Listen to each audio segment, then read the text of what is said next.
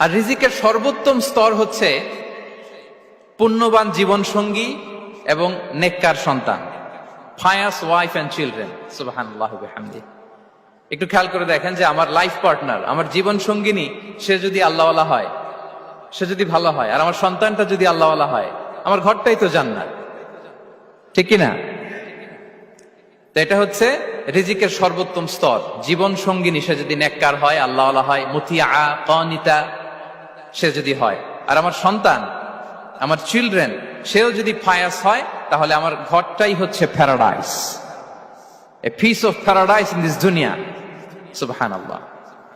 বিষ্ণু ঈসা ইসলামকে আম্মাজান খাদিজা এতই ভালোবাসতেন, বিষ্ণু ঈসা ইসলাম বলতেন রুজিকতু হুব্বাহা, আমি খাদিজার ভালোবাসাকে রিজিক হিসেবে পেয়েছি। সুবহানাল্লাহ। রাসূল সাল্লাল্লাহু আলাইহি ওয়াসাল্লাম এই শব্দটা ইউজ করেছেন, রিজিক, রুজিকতু হুব্বাহা।